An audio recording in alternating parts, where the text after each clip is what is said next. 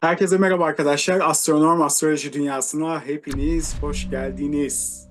Evet, yine yepyeni bir videoda birlikteyiz. 4 Ağustos Aslan yeni ayını size yorumlamaya çalışacağım bu videoda. Umarım her şey yolundadır, herkes çok iyidir. Zor zamanlardan geçiyoruz. Gökyüzü biraz sert etkiler altında. Aynı zamanda da yeni gündemlerimiz de maalesef ki yine sert konularla tüm dünya genelinde hissedilir şekilde gösteriliyor.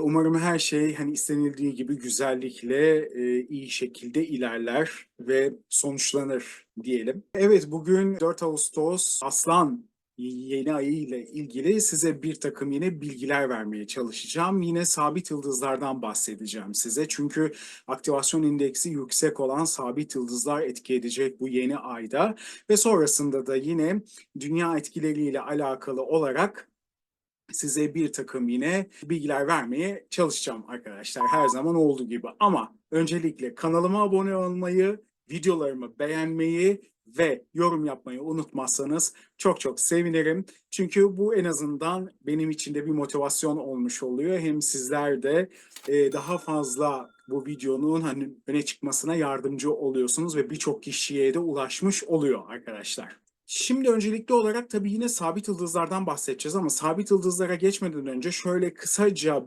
bu 4 Ağustos Aslan yeni ayı ile alakalı bir takım yine bilgiler vermek istiyorum. Şimdi öncelikle Akrep Burcu'nun yükseldiği bir aks var bu yeni ayda. Bu da bize kuzeyin doğusunu göstermekte arkadaşlar. Ve tabii ki yine yükselirken önemli bir sabit yıldızla da kavuşum yapıyor bu yeni ay. Zuben el Cemali yıldızıyla ASC'nin bir kavuşumu var. Aynı zamanda da dispozitör aktivasyon indeksi yüksek olan Aldebaran'la da yine kavuşum halinde olacak arkadaşlar. Bu yeni ay sürecinde. Burada tabii ki akrebin derinleşme arzusu ile bulunan bir atmosfer aslında hakim olacak ve bir takım yine burada dönüşümleri bize getirebilir bu yeni ay. Yepyeni başlangıçlar ve bir takım yine sonlanmalar sonrasında olabilecek etkileşimi ortaya çıkartabilir. Tabii ki burada Akrep Burcu'nun yükselmesiyle ölüm yine temasını öne çıkartıyor arkadaşlar. Akrep Burcu ölüme yakın deneyimleri de aslında burada yaşatır. Ayrıca ölüm ve ölüm ötesi konularla da ilişkilidir bu burç arkadaşlar.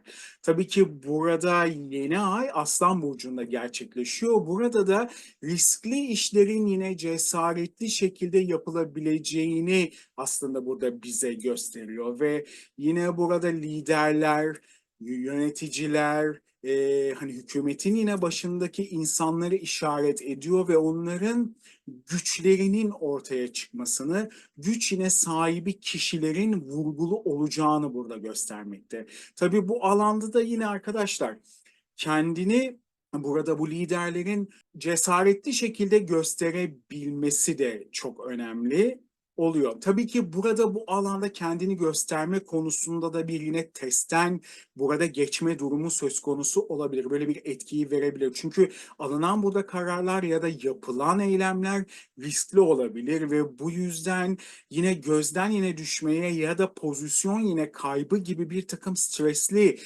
burada sonuçları ortaya çıkartabilir. Ayrıca yine bu yeni ayda eğlence sektörü, eğitim konuları ve yine çocuklarla alakalı bir takım yine konular gündeme gelebilir. Hani yine eğlence alanlarında bir aktive hani olabilecek hani aktivitelerle ilgili yine bir takım olayların vurgu kazanacağı yine konuları bizim karşımıza çıkartabilir. Bu alanlarda bir takım yine yenilikler ya da bu alanlarla ilgili bir takım yine değişim ve dönüşümleri bize gösterebilir. Kısaca risk almak ve cesaretle yol almayı gösteren bir yeni ay olacaktır arkadaşlar. Tabii ki bu yeni ayda bir takım burada sabit yıldız ve takım yıldızlardan da etki almaktadır. Bunların hesaplaması sonucu bir takım önemli olan sabit yıldızların vurgu hani burada yapması hani önemli oluyor. İsterseniz onlara da ufak ufak biraz değinmek istiyorum. Şimdi öncelikli olarak burada yeni ayda Güneş ve Ay'ın Draco yani ejderha takım yıldızında Shang-Shu sabit yıldızıyla tam bir aktivasyon indeksi yapıyor. Shang-Shu sabit yıldız arkadaşlar Satürn ve Mars karakterindedir. Yani burada bize bir takım kısıtlamaları göstermek isteyecek ama aynı zamanda da bunu cesaretle, nasıl söyleyeyim, bunu etkileşimli bir şekilde kendine güvenerek, risk alarak ortaya çıkartmasını aslında sağlayacaktır. Bir nevi burada tabii Güneşle ve Ay'la yine kavuşum halindeki bir aktivasyon, yani iki tane ışığı birden burada hani aktive ettiği için bu sabit yıldızla birlikte bunun güçlü olmasını bekleyebiliriz. Burada yepyeni kararlar, özellikle liderlerden, hükümetleri yöneten insanlardan yepyeni kararların burada çıkabileceği ama bu kararların riskli, cesaretli, bazı zamanlarda baskıcı ve kısıtlayıcı şekilde olabilmesi de mümkün. Bunu tüm dünya geneli için söylüyorum. Sadece kendi ülkemiz için bunu düşünmemek gerekiyor. Tüm dünya alanında hani etki olabilecek. Çünkü ben dünya süresi olarak bakıyorum çünkü. O yüzden tüm dünya etkilerini ele aldığımızda böyle bir etkinin hakimiyetini sabit yıldız bize vereceğini söyleyebilirim. Ama tabii ki biraz da burada size Draco takım yıldızının ufak bir mitolojik hikayesinden de bahsetmek istiyorum. Şimdi bu takım yıldız Tyhon ve Echidna'nın oğlu. 100 başlı ejderha olan Ladon veya başka bir efsaneye göre de burada deniz tanrısı Phorkys'in oğlu ve eşi Keta'yı aynı adı taşıyan yine nehir tanrısı adıyla aynı olan şekilde temsil ettiğine burada vurgu yaparlar. Daha doğrusu bu şekilde vurgu yapar. Ve bu devasa ejderha arkadaşlar olağanüstü bir güce sahiptir ve bunu göstermek ister. Hiçbir zaman uyumadığı söylenir. Birden fazla göze sahip olduğunu ve bu gözlerinde hiçbir şekilde kapanmadığından bahsederler. Burada bu ejderhanın bir aslında tabii ki bir görevi var ama bu göreve nasıl gelmiş? Şöyle gelmiş. Hera'nın altın elmalı ağacını koruyan bir ejderhadır bu. Yani Hera aslında en yüksek tanrı olan yine mitolojik olarak Zeus ile evlendiği gün yeryüzü yine tanrıçası Gaia'dan hediye olarak altın elmalı bir ağaç alır. Ve Hesperides'e altın yine meyveler veren elma ağacına bakma görevi verir. Ancak Hesperides'in kendisi altın meyveleri burada toplamaya cesaret ettiğinden, onlara dokunmak istediğinden Hera o altın elmaları koruması için ejderha Ladon'u görevlendirir. Ve bu şekilde de bu ejderha hiçbir şekilde uyumaz. Tabii başka bir efsaneye göre de bakarsak yine şöyle bir etkisi de var. Burada bir Herakles'in ejderhayı öldürüp elmaları almış ve Hera'ya da onların yine mücadelesini ölümsüzleştirmek isteyen Zeus yine tarafından hak ettiği şekilde yıldızların arasına yerleştirildiği de söylenir. Tabii bu iki tane hani efsane hani olarak mitolojide geçmektedir bu bilgiler. Ben de kısaca bunlardan size bir şekilde bilgi olarak hani aktarmak istedim.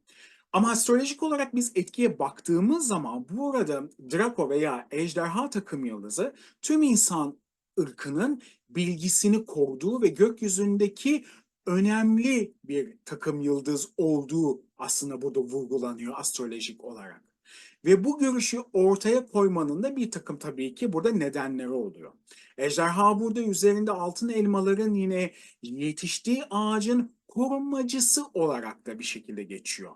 Tabii burada karşıtlığı içeren en büyük de takım yıldızı aynı zamanda tüm olayları ve tüm de kaderi yönettiği de söyleniyor bu takım yıldızıyla. Şimdi bu yeni ayda olacağı için yaşadığımız bir takım olaylarla ilgili kader ve olayların burada yönetilmesine de işaret etmekte.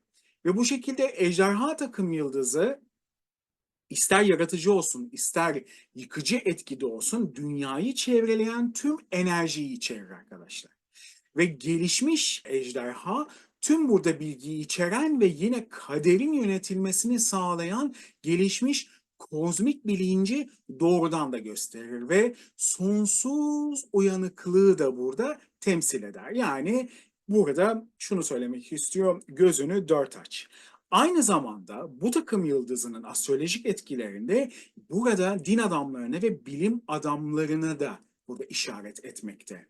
Burada pek çok büyük ve önemli insanları ve buradaki o beyinlere de işaret ediyor. Yine bu takım yıldızının yıldızla ilişkilendirildiğinde burada ışıklarla ilişkilendiriyoruz biz. Çünkü bu bir sonuçta yeni ay. Akıl ve maddenin burada birliğini temsil ediyor arkadaşlar. Ve dolayısıyla bundan yine doğan en büyük bilgi ve güçlere işaret ediyor. Ejderhanın akıl almaz yine tehlikelere yol açabileceği ateşle de sembolize edildiği de söylenmektedir arkadaşlar. Burada tabii ejderhayı yine sembolize etmek yine gerekirse astrolojik olarak bilemeyen ve keşfedilmemiş tüm burada bölgeleri de işaret eder. Gizli olanları ve yer altında kalanları, yer altı mağaralarını ya da tünellerini de işaret etmektedir. Kişisel haritalarımıza baktığımız zaman da yani kişisel haritaları etki ettiği zaman da bu takım yıldızı kötü etkileşimlerde hastalıkların yanı sıra bireylerin yine başına gelebilecek talihsizliklere ve tehlikelere de işaret eder. Tabi burada Güneş ve Ay ile kavuşumda olduğu için bu takım yıldızı ve sabit yıldız kombinasyon olarak bakıldığında burada açgözlülüğü temsil ediyor. Çünkü burada bir ego var. Daha fazlasını istemek var. Burada biz altın açgözlülüğü diyoruz. Çünkü burada güneşle temas ediyor. Konumuna ve fıtratına tam olarak uygun olmayan, kötü bir şekilde yine sonuçlanan bir kaderi de burada temsil edebilir. Buradaki bu birleşimde. Tabii ki uygun bir etkileşimde burada büyük enerjiye ve güce sahip bir lideri de burada aslında yine temsil edebilir. Burada başka bir düzeyde dişil bir enerjiyi ortaya çıkartıyor ve bu bazen kavgalara neden olabilecek veya kişinin artık kaçmak zorunda kalacağı bir savaş yine sahnesinde bulunabilecek bir ülke ya da bölgeyi burada işaret edebilir ve bu tehlikeli bir de gösterge olabilir arkadaşlar. Çünkü ejderha burada o bölgenin ya da ülkenin burada tünellerini ve gizli yine burada bölümlerinin aldığı yine yönlerini ya da arkadan yine çevrilen gizli kapaklı bir takım işleri de burada ortaya çıkarttığını burada göstermektedir ya da temsil etmektedir bu takım yıldızıyla birlikte. Bir başka buradaki sabit yıldıza bakmamız gerekirse de Mars gezegeninin burada Aldebaran'la tabii ki kavuşumu var. Onu söylemek isterim. Mars'ın burada Aldebaran'la kavuşum etkisi de şu şekilde olabilir. Şimdi Aldebaran bir kere kendi doğasındaki Mars'la birlikte kavuşum yapıyor. Bu yüzden de etkisi kuvvetli ve güçlü olacaktır. 4 kraliyet yıldızından bir tanesidir Aldebaran ve cennetin 4 yine koruyucularından yine biridir. Doğunun yine koruyucusu veya cennet ordularının askeri yine komutanı Mikail yine tarafından yönetilen baş melek yıldızı olarak da bilinir arkadaşlar astrolojide. Genel etki olarak burada doğuda veya doğu ile bağlantılı her şeyde burada mesela başarı getirebilir. Bu konuda olası lider yine konumunda olabilen ve aynı zamanda ortak yine çalışmalarda olan ortaklıklar veya düşmanlardan yine kaynaklanan oldukça vurgulanan bir tehlikeli enerji göstergesini de vurgulamaktadır. Burada doğunun yine koruyucusunu temsil ettiğinden yeni başlayan şeylerde elde edilebilen burada başarıyı ve genel olarak her başlangıçta size burada etki olarak şansı verebilmektedir ya da göstermektedir. Toplum içerisinde sorumlu bir konum ve başarı kazandırabilir. Ama burada kötü koşullar etkisinde aldığında bir takım etkileşimde kazalara burada ya da tehlikeli bir takım sonuçlara burada sebebiyet verebilir. Tabii bu boğa takım yıldızında olan bir sabit yıldızdır. Burada gizli ilişkiler, burada bir takım şeylerin kaçırılması ya da örtbas edilmesinden burada bahsedebiliriz. Özellikle insanın etrafına sürekli hakaretlerin ya da adaletsizliklerin sardığı bir takım enerjilerin olduğu bir etkilere de getirebilir. Acıların da etki ettiği bir takım ilişkileri de burada gösterebilir arkadaşlar. Tabii burada Mars'ın etkisiyle hem bu takım yıldızı hem de Aldebaran'ın burada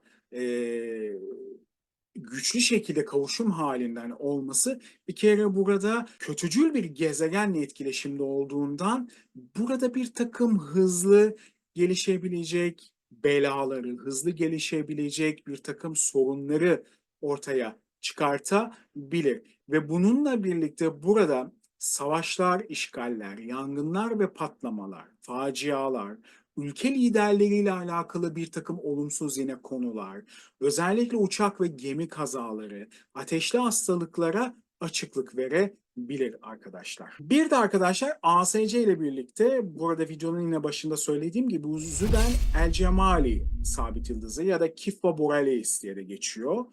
Bu şekilde bir sabit, kuvvetli bir sabit yıldızla bir kavuşumu var arkadaşlar. Terazi takım yıldızındadır bu sabit yıldız ve Akrep Burcu'nun kuzey yine kıskaçlarının ucundaki bir sabit yıldızdır.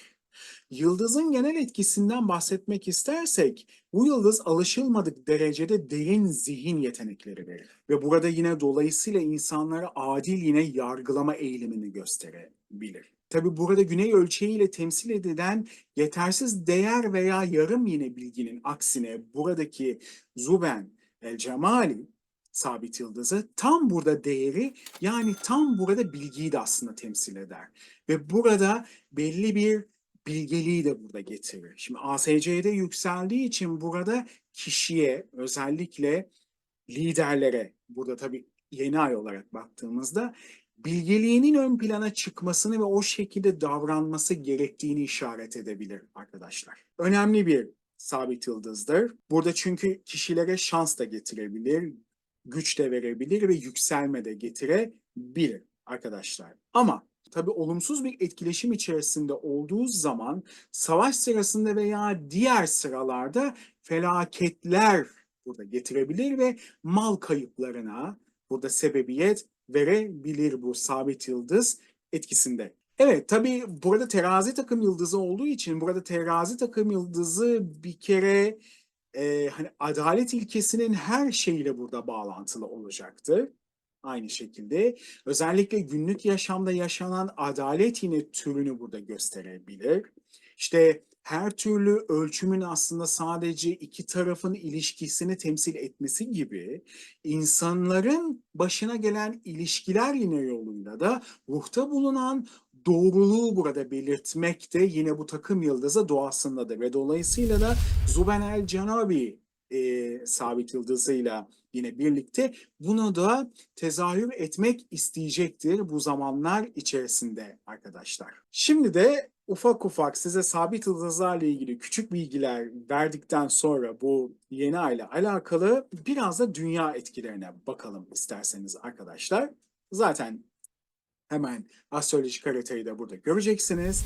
Şimdi burada genel olarak baktığımda haritaya yeni ayın bir kere transit haritasında oluşumunun uzun burada mesafeli yolculuklarla ilgili olduğunu size söyleyebilirim. Bir kere bununla alakalı bir takım girişimler ya da yenilikler ortaya çıkabilir. Havacılık sanayi, burada denizler ve deniz yine trafiği, yine dini konular ve temsil ettiği yine kişilerle alakalı, yüksek öğrenimi özellikle üniversiteleri ilgilendiren yine konular ve tabii ki dış yine temsilcilikler yani Dışişleri Bakanlığı ile alakalı yine konularla alakalı yeni girişimler, medya ve yayın organları ile alakalı hukuki bir takım gelişmeleri ortaya çıkartabilir ve bu yeni ayda bu denli bir takım konu başlıklarını gözlemleyebiliriz dünya genelinde.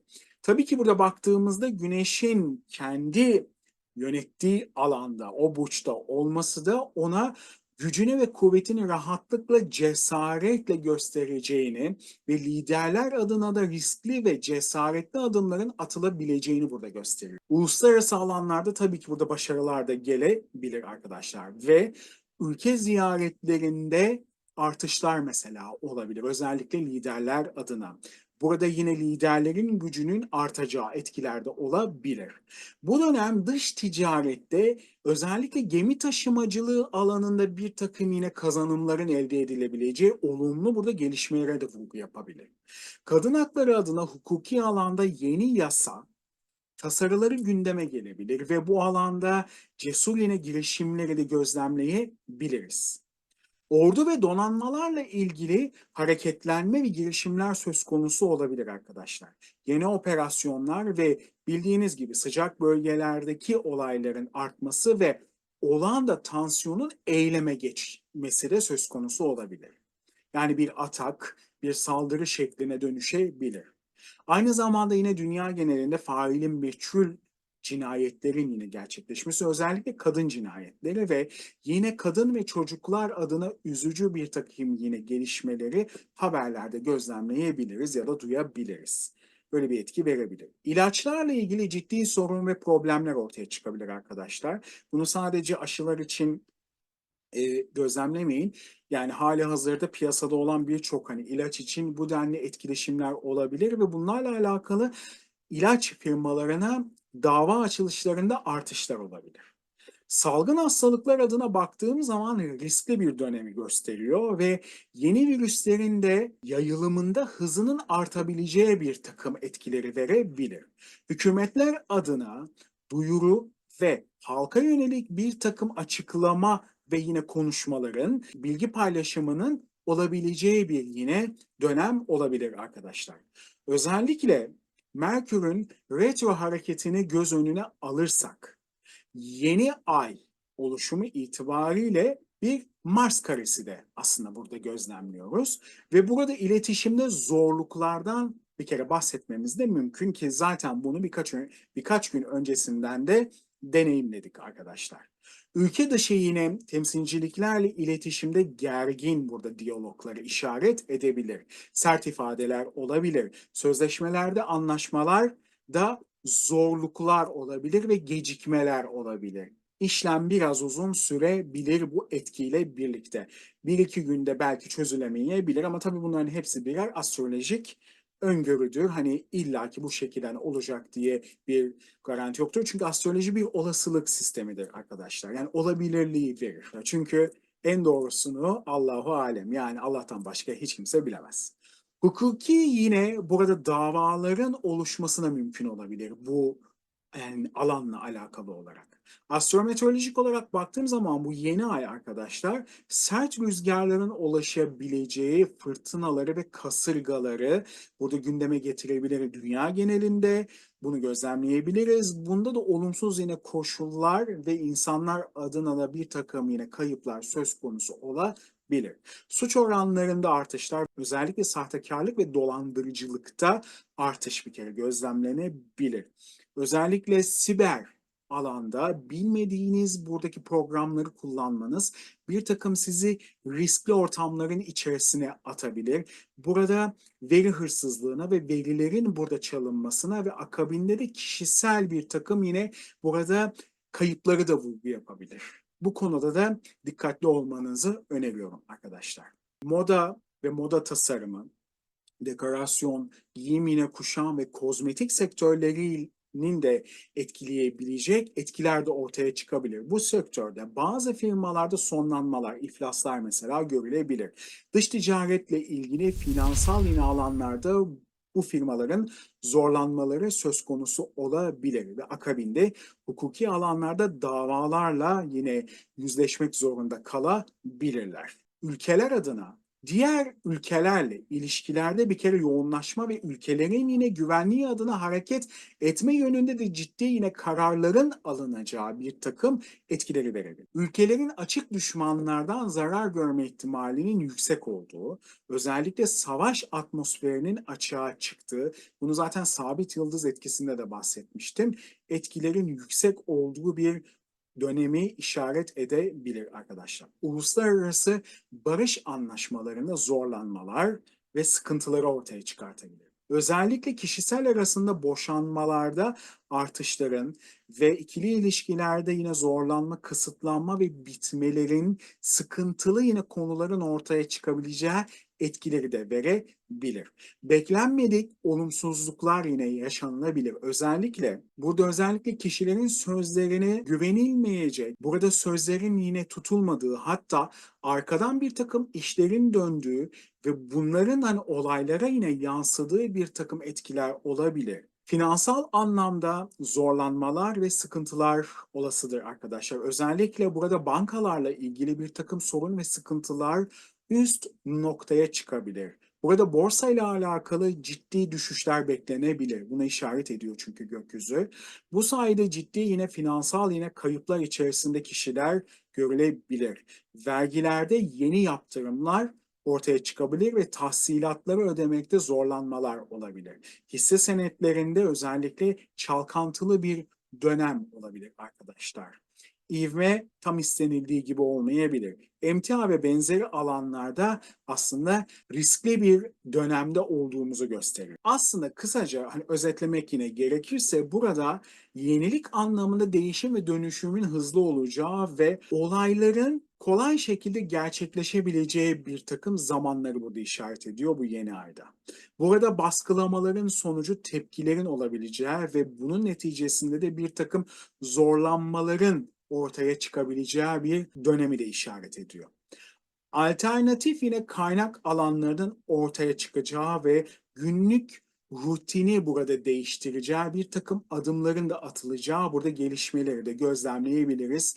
Hem dünya genelinde hem de kendi hayatlarımız içerisinde bu denli burada değişimler ortaya çıkabilir. Peki bu yeni aydan hangi bölge ve ülkelerin daha fazla etkilenebileceğini burada işaret edersek özellikle Orta Amerika, İtalya, Almanya ve Norveç yani Orta Avrupa ve Orta Afrika bölgesi ciddi şekilde etki alıyor. Burada yine baktığımızda Endonezya ve Brezilya'da burada çok ciddi şekilde etki alıyor. Özellikle burada jeodezik olarak baktığımda haritaya Panama, Kolombiya ve Pakistan, Afganistan, Japonya ülkelerinin ciddi şekilde etki aldığını burada görüyorum. Kendi ülkemizde ise burada batı bölgeler yani Tekirdağ, Balıkesir, Çanakkale, İzmir, Muğla tarafları, Ege Denizi ve Yunanistan ciddi şekilde etki almaktadır.